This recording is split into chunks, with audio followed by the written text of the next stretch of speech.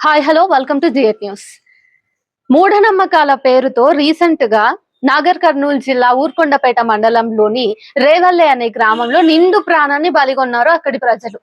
ఎవరు చంపేశారు ఏంటి అనేది తెలియదు కానీ యాదయ్య అనేటటువంటి 40 నుంచి 45 సంవత్సరాల మధ్య వయస్సు కలిగినటువంటి ఒక దళిత వ్యక్తి కూలి రోజు రైతు కూలీగా పొలాల్లో పని చేసుకుంటూ అప్పుడప్పుడు ఎవరైనా ఆయన దగ్గరకు వచ్చి ఇట్లా జ్వరం వచ్చింది, ఒంట్లో బాగాలేదు అని చెప్పినప్పుడు వాళ్ళకి బూదు మంత్రించి ఇవ్వడం గాని లేకపోతే ఉప్పు మంత్రించి ఇవ్వడం గాని ఇట్లా చిన్నగా చేస్తాడు.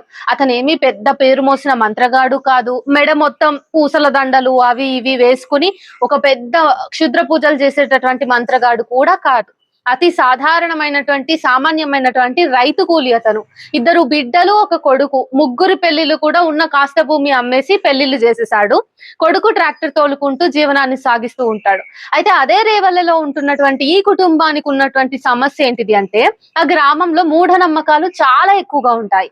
విపరీతమైనటువంటి మూఢనమ్మకాలు ఉన్న ఆ గ్రామంలో ఒక నెల క్రితం ఒక వ్యక్తి ఆ ఊరు నుంచి పక్క ఊరికి వెళ్లి ఆత్మహత్య చేసుకుంటాడు. ఆ తర్వాత రీసెంట్ ఒక వారంలో కూడా ఒక వ్యక్తి అదే ఊళ్ళో ఉరేసుకుని ఆత్మహత్య చేసుకుంటాడు. ఈ అన్నింటికీ కూడా ఈ యాదయ్యనే కారణము. ఈ యాదయ్య మంత్రాలు వేస్తున్నాడు, క్షుద్ర పూజలు చేస్తున్నాడు, సో గ్రామంలో ఉన్నటువంటి వ్యక్తుల్ని ఒకరిని బలిగొంటున్నాడు అనేటటువంటి పుకారు ఆ గ్రామంలో లేసింది. ముఖ్యంగా ఎప్పుడైతే అమావాస్య వస్తుందో ఆ రోజు ఇతని మీద ప్రత్యేకమైనటువంటి శ్రద్ధ ఉంటది. ఒక అమావాస్య నాడు ఒకరు చనిపోవటం వల్ల ఇలా వివిధ కారణాల వల్ల యాదయ్య మీద కాన్సన్ట్రేషన్ ఎక్కువ ఉంటది. అయితే అదే గ్రామంలో ఇంకెవరు మంత్రగాళ్ళు లేరా అంటే ఉన్నారు మంత్రగాళ్ళు.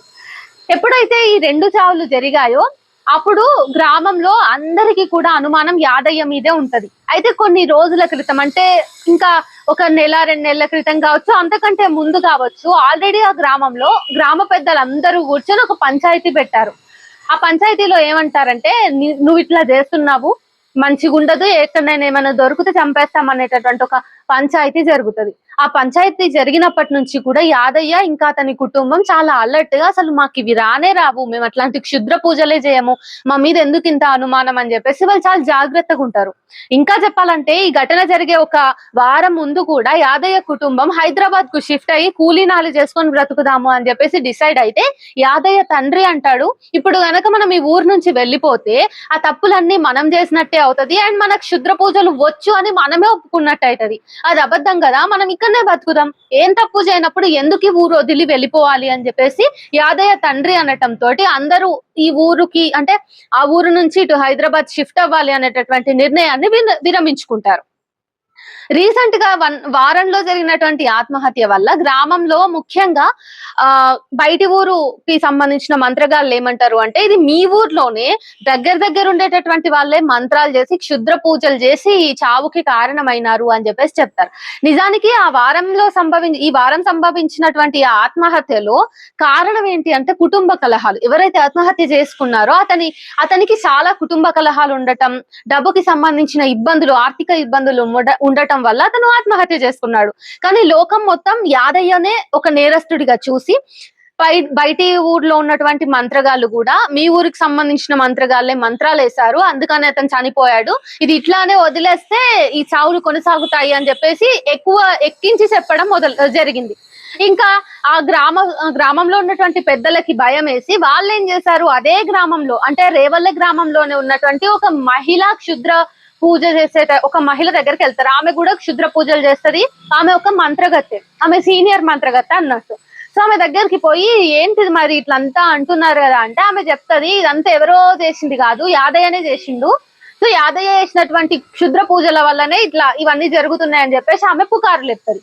నిజానికి లాస్ట్ పోయినటువంటి అమావాస్య రోజు అందరూ యాక్టివిటీస్ చేస్తారు, black magic kind of activities చేస్తారు అని చెప్పేసి మంత్రగాళ్ళ మీద ఒక అనుమానం ఉంటది. మంత్రగాళ్ళకి కూడా అమావాస్య అనేది చాలా బలమైనటువంటి రోజుగా భావిస్తారు. సో ఆ రోజు యాదయ్య ఏం నిర్ణయం తీసుకుంటాడు అంటే లాస్ట్ అమావాస్య రోజు నేను ప్రజల మధ్యనే ఉందాము, నేను ఎలాంటి యాక్టివిటీస్ చేయను, నాకు ఎలాంటి క్షుద్ర పూజలు రావు అనేది వాళ్ళకి ప్రూవ్ చేయాలి అని చెప్పేసి ప్రజల మధ్యనే ఉంటాడు. ఆ రోజు ఆయన ఎట్లాంటి యాక్టివిటీస్ కూడా చేయడు. కానీ ఆ రోజు ఆయన అలాగా ప్రజల మధ్యనే ఉండి ఎట్లాంటి యాక్టివిటీస్ చేయకుండా ఉండటం వల్ల ఆ రోజు అతను చనిపోకుండా ఉంటాడు. అంటే ఒకవేళ ఆ రోజు యాదయ్య గనక వాళ్ళ మధ్య లేకుండా ఆయన తన ఇంట్లో తను వ్యక్తిగతంగా ఉన్నట్టయితే ఆయన మీద అనుమానంతోటి ఆ రోజే చంపేసేవాళ్ళు. వీడు ఈ రోజు ఏదో చేసుంటాడు అని. ఆ రోజు ఆయన ప్రజల మధ్య ఉన్నందుకు బ్రతికి బయటపడ్డాడు. కానీ ఎప్పుడైతే రెండో ఆత్మహత్య జరిగిందో ఆ తర్వాత ఆ గ్రామంలోనే ఉన్నటువంటి మహిళా క్షుద్ర ఏమంటారు మహిళా మంత్రగత్తె చెప్పినటువంటి పుకార్ల వల్ల ఒక జూన్ 26వ తారీఖు పీర్ల పండగ నాడు యాదయ్య పీర్లకి సంబంధించినటువంటి ఉత్సవాల్లో భాగంగా ఒక విందుకు వెళ్తాడు. ఒక దావత్ కి వెళ్లి అక్కడ దావత్ చేసుకొని రిటర్న్ వస్తున్న క్రమంలో ఒంటరిగా ఉండడాన్ని చూసి కొంతమంది ఆగంతకులు అతన్ని ఆపి తల మీద గొడ్డలితో నరికి అతను చనిపోయే వరకు ఒళ్ళంతా నరికి అతను చనిపోయడానికి కన్ఫర్మ్ చేసుకున్నాక అక్కడి నుంచి వెళ్ళిపోతారు. అయితే ఈ పూర్తిగా ఈ హత్య ఏదైతే జరుగుతుందో ఆ సమయంలో ఒక వ్యక్తి చూసి ఆ విషయాన్ని పోయి గ్రామంలో ఉన్నటువంటి వాళ్ళకి చెప్పడంతో ఇది వెలుగులోకి వస్తుంది. ఈ రోజు 28వ తారీఖు కదా, ఈ 2 రోజుల్లో పోలీసులు రెండు కుటుంబాలను అదుపులోకి తీసుకున్నామని చెప్పేసి తెలుస్తుంది. ఆ 2 కుటుంబాలు ఏవి అంటే గతంలో అంటే నెల క్రితం వేరే ఊరు వెళ్ళి ఆత్మహత్య చేసుకున్నటువంటి వ్యక్తి తాలూకా కుటుంబాన్ని, అలాగే ఈ వారంలో ఆత్మహత్య చేసుకున్నటువంటి వ్యక్తి తాలూకా కుటుంబాన్ని, ఈ 2 కుటుంబాలు అనుమానంతో అంటే వీళ్ళు వాళ్ళ ప్రాణాలు అంటే వాళ్ళ కుటుంబంలోని వ్యక్తి చనిపోయాడు కాబట్టి ఆ కోపంతో ఆ కక్షతోటి చంపి ఉంటాడు అనే ప్రాథమికమైనటువంటి అనుమానంతో ఆ 2 కుటుంబాలను పోలీసులు తీసుకెళ్లారు, అదుపులోకి తీసుకున్నారు. కానీ ఇంకా పూర్తి స్థాయిలో విచారణ జరగాల్సి ఉంది. ఇంతకీ అసలు ఎవరు చంపారు, ఆ 2 కుటుంబాలే కాక గ్రామంలో ఇంకా వేరే వాళ్ళు కూడా చంపేటటువంటి అవకాశం ఉంది అనేటటువంటి ఉద్దేశంతో ఇన్వెస్టిగేషన్ కూడా ఇంకా జరగాల్సినటువంటి అవసరం ఉంది. రేపు గాని ఎల్లుండి గాని మనం కూడా గ్రౌండ్ రిపోర్ట్ కి వెళ్ళి అక్కడ ఏం జరిగింది అనే అంశాలన్నింటినీ తెలుసుకుందాం. అయితే నాకు ఈ వివరాలు మొత్తం నాకు తెలియడానికి కారణం డాక్టర్ బైరి నరేష్ అన్న. సో అన్నకు కూడా మీ అందరి ముఖంగా కృతజ్ఞతలు. ఈ మూఢనమ్మకాల వల్ల ఏ గ్రామంలో అయినా చూడండి మళ్ళీ మూఢనమ్మకాల వల్ల బలయ్యేది కూడా మొదటగా దళితులే. ఇక్కడ యాదయ్య ఒక దళిత్, ఆయన దళితుడు కాక వేరే కులస్తుడు అయి ఉంటే గనక దాన్ని చంపడానికి ఆ సమాజం భయపడేది, కాస్తో కూస్తో వెనకడుగు వేసేది. కానీ ఇక్కడ యాదయ్య ఒక అమాయకమైనటువంటి రైతు కూలి అవటం, మొదటి నుంచి నాకే క్షుద్ర పూజలు రావు, నేను కేవలం జ్వరానికి దానికి చిన్నగేదో మంత్రించిస్తాను, అది ప్రజల నమ్మకం మీద నడుస్తా తప్ప నాకేమి మహిమలు లేవని చెప్తూనే వస్తున్నాడు. అయినప్పటికీ కూడా యాదయ్య కేవలం దళితుడు అనే కారణంతో మాత్రమే చుట్టూ ఉన్నటువంటి ఆ గ్రామస్తులు అతని మీద పగబట్టి అతన్ని చంపడం తేలిక కాబట్టి, అండ్ మూఢనమ్మకాల వల్ల వాళ్ళందరి కళ్ళు మూసుకుపోయినాయి, వాళ్ళ బ్రెయిన్స్ ఆలోచించే పరిస్థితిని కూడా ఆ విచక్షణను కూడా కోల్పోయినాయి కాబట్టి ఈ ఘటన జరిగింది. ఎప్పుడైనా సరే మూఢనమ్మకాలకు దూరంగా ఉండండి. మూఢనమ్మకాలు అనేవి కనిపించేంత సింపుల్ గా ఉండవు.